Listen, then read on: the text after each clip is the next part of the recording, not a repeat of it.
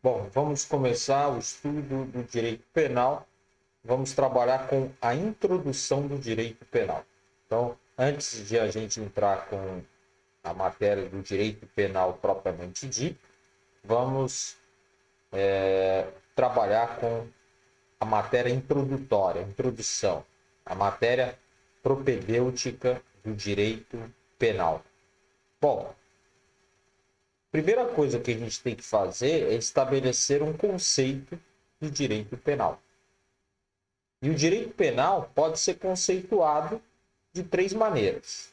Nós temos o conceito formal, também chamado de conceito estático. Temos também o conceito material e o conceito sociológico, também chamado de conceito dinâmico do direito penal.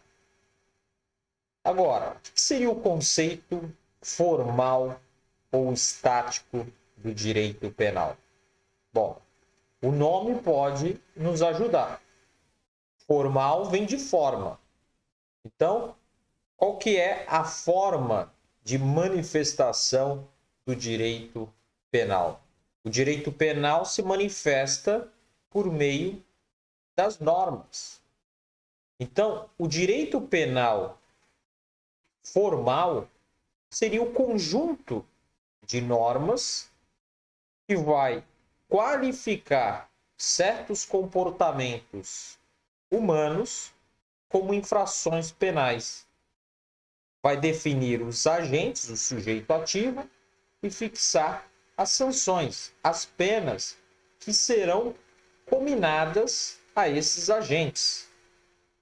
Então, o direito penal, sob o aspecto formal, estático, é justamente este conjunto de normas. É estático porque não muda. Ele está previsto na lei e não muda. Não há modificação. Por exemplo, quando o artigo 121 do Código Penal, que tipifica o crime de homicídio, diz: matar alguém, pena de reclusão de 6 a 20 anos. Veja, esse tipo penal, ele é estático, ele não muda. Ele não muda, ele faz parte, ele integra esse conjunto de normas que forma o direito penal. Ali vai definir comportamento. Qual o comportamento? Comportamento de matar alguém. Vai definir o sujeito ativo, o agente. Quem é que pode praticar, por exemplo, o crime de homicídio? Qualquer pessoa, porque o tipo penal não definiu, né? Não definiu, não estabeleceu nenhuma característica especial do sujeito ativo. Então, qualquer pessoa pode matar outra.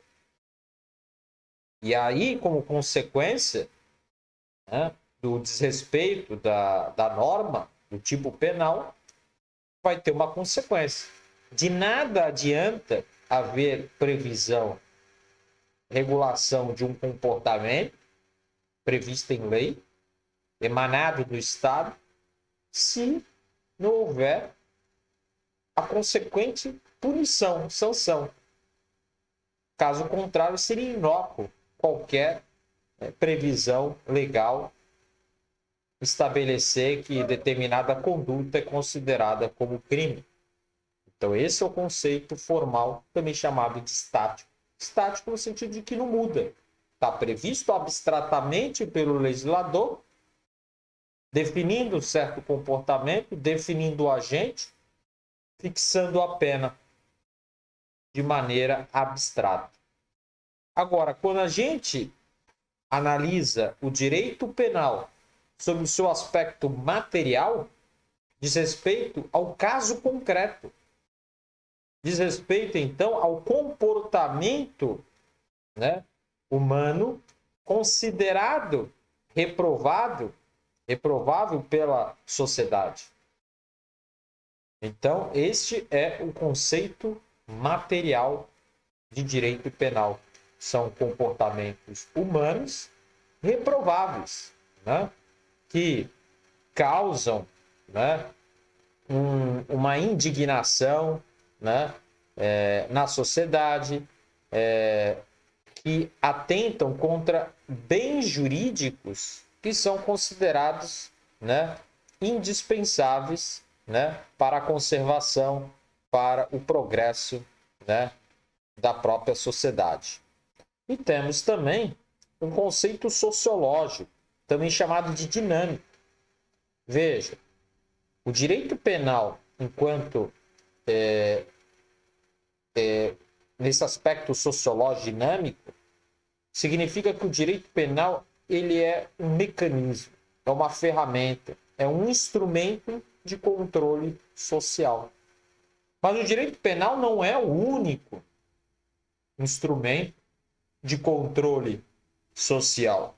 Há outros instrumentos, outras ferramentas, não só no campo do direito, porque nós vamos ter, por exemplo, o direito civil, o direito administrativo, o direito tributário. Nós teremos diversos ramos do direito que, né, compõem esse ordenamento jurídico e que também servem para controlar comportamentos desviados.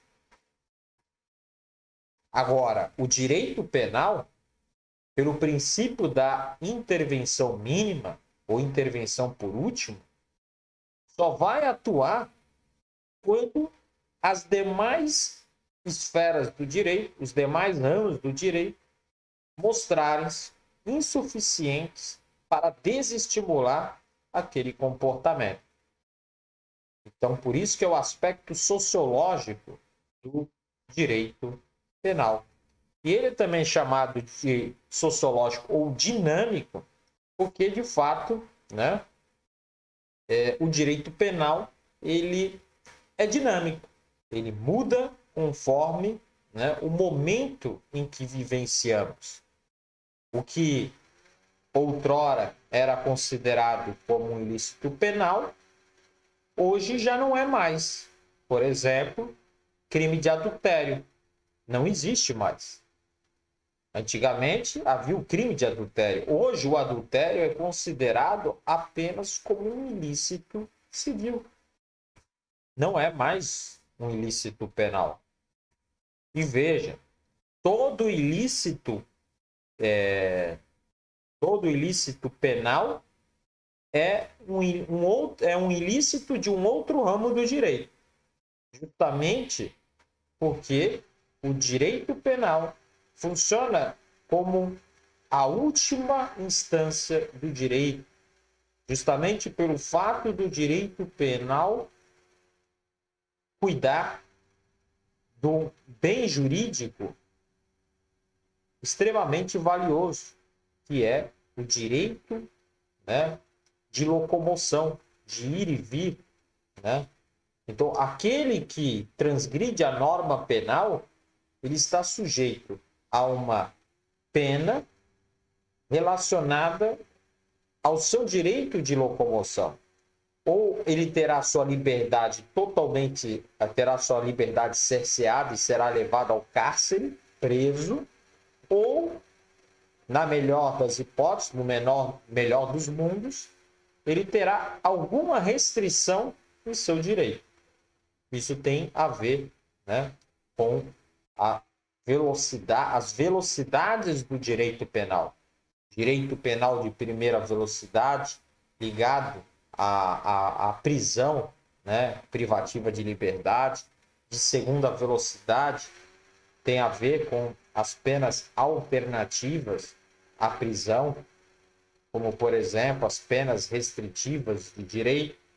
Então, esse é o conceito sociológico dinâmico do direito penal, como instrumento, mecanismo de controle social.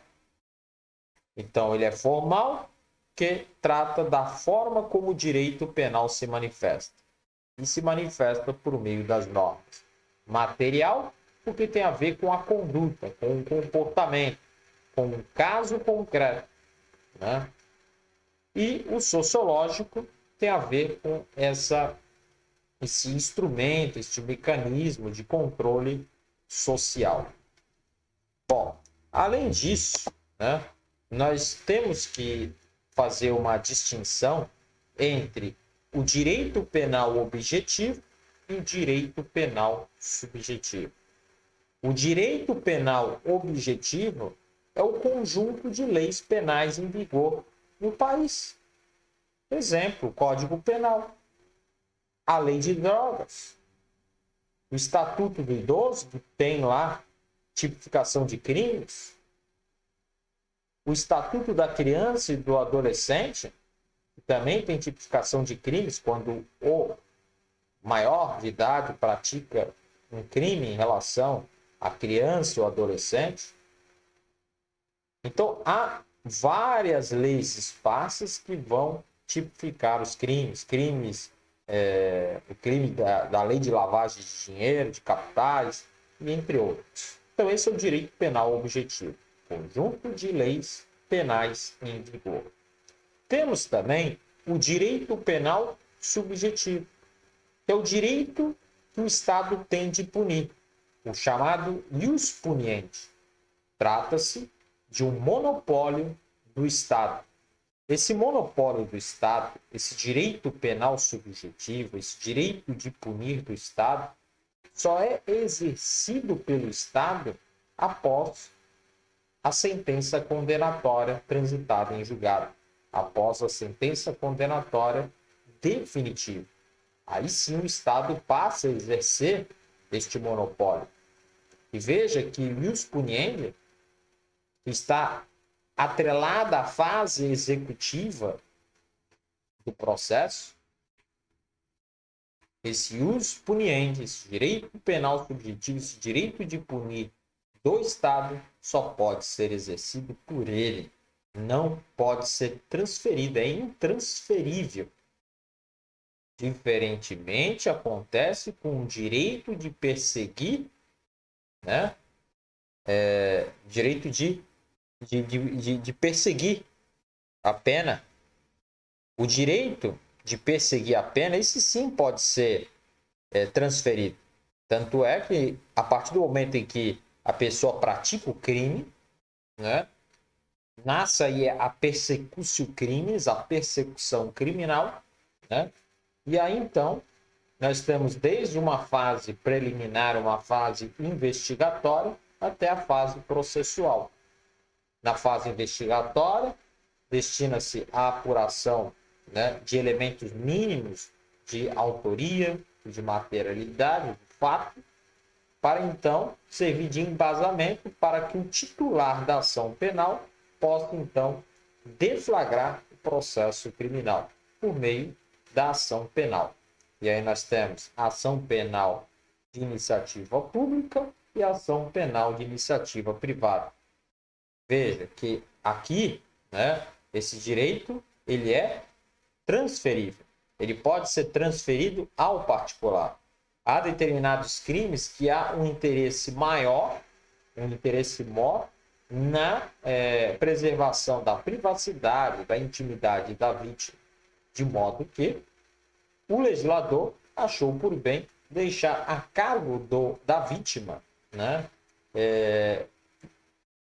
a opção, né, de processar ou não aquele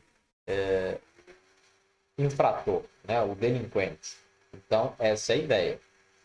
E aí, veja, quando a gente trabalha com o direito penal subjetivo, né, nós vamos verificar o seguinte, que o direito penal objetivo está ligado ao direito penal subjetivo. Eles estão intimamente ligados. Isso por quê? O direito penal objetivo é um conjunto de leis em vigor no país. O direito penal subjetivo é o direito do Estado de punir. Para que o Estado exerça o seu direito de punir, é necessário que exista este conjunto de leis em vigor. E nada adianta também existir esse conjunto de leis em vigor se não tiver alguém para exercer esse poder dever, que é o de punir aquele que infringiu a norma penal. Então, eles estão ligados, intimamente ligados. Tanto é que o direito penal, né, objetivo é uma expressão, é uma manifestação do direito penal subjetivo. O direito penal objetivo, esse conjunto de leis, se manifesta por meio do Estado que exerce o monopólio, que é o direito penal subjetivo. É importante também frisarmos a questão da limitação que o Estado tem no seu direito de punir. O Estado tem que obedecer regras. Nós estamos num Estado de direito onde há o império da lei. O Estado de direito, ele veio, né, como uma mudança ao Estado absolutista, onde tudo se podia, onde o rei ditava as regras. No Estado de direito, todos, inclusive o Estado, o poder público, está limitado à lei. E aí, então, no Estado de direito, o poder estatal, o Estado que exerce esse monopólio, ele vai exercê-lo seguindo determinadas regras e seguindo, né, os limites estabelecidos na Constituição. Um dos limites estabelecidos na Constituição, por exemplo, é o limite modal, a limitação modal. É uma das vertentes da limitação ao direito de punir do Estado. A limitação modal diz respeito à dignidade da pessoa humana, que é o núcleo axiológico valorativo dos direitos fundamentais. Os direitos fundamentais previstos na Constituição, como o direito à vida, à liberdade, propriedade, segurança, esses direitos existem para conferir às pessoas dignidade, sendo a dignidade da pessoa humana, inclusive, o fundamento da República Federativa do Brasil. Então, é um fundamento do nosso país. Então, tem que respeitar a dignidade da pessoa humana na hora de punir. Então, é possível ter punição, por exemplo, desumana, no sentido, por exemplo, de cortar os braços, as pernas, né, do infrator, do delinquente? Não, porque isso é algo desumano, é algo que viola a dignidade dessa pessoa. Além disso, nós temos a limitação temporal. O Estado, ele tem um tempo para exercer esse direito. Ele não pode ficar, né, não se pode ficar ad eterno, né, à mercê do Estado, né, esperando uma atuação do Estado, né, visando aí a punição, seguindo, obviamente, né, o devido processo legal, as regras do jogo. Então, esse é o limite, né? É o limite temporal. Então, em regra, existe um prazo prescricional para que o Estado exerça esse poder. Também é um dever. Poder e dever, um binômio. Então, esse direito do Estado deve ser exercido durante um certo tempo, em pena de o Estado perder a pretensão, esse direito de punir, né, aquele que praticou a infração penal. Lembrando que infração penal é um gênero. Nós temos duas espécies de infração penal. Crimes, e aí delito é sinônimo de crime, segundo a corrente majoritária, posição majoritária, e temos as contravenções penais. Nos termos da Lei 9.099 de 95, contravenção penal é aquela infração cuja pena máxima prevista em abstrato não supera 2 anos. E aí é julgado pelo juizado especial criminal, por uma justiça especializada, seguindo o rito sumarício, um rito específico. Então, esse é o limite temporal. Agora, há exceção a essa limitação temporal? Sim. Por exemplo, a própria Constituição, que aí, então é fruto do poder constituinte, né? A Constituição diz que o racismo, e a ação de grupos armados contra o Estado Democrático de Direito, essas condutas, né, devem ser consideradas como criminosas, então seria um verdadeiro mandado de criminalização, e que pode ser exercido pelo Estado ad eterno. Uma pessoa que praticou um crime de racismo pode ser punido a qualquer tempo. Não há prazo para isso. Então, essas são as exceções, né, a essa limitação temporal do direito de punir do Estado, do ius puniente. E temos também a limitação espacial, que diz respeito ao princípio da territorialidade, previsto no artigo 5º do Código Penal, que diz o seguinte: aplica-se a lei brasileira aos crimes praticados aqui no Brasil. Isso é óbvio. E essa é a regra. No entanto, temos casos em que eu aplicarei a lei brasileira a crimes cometidos no estrangeiro. São os casos de extraterritorialidade, previsto no artigo 7º do Código Penal, o que será oportunamente estudado.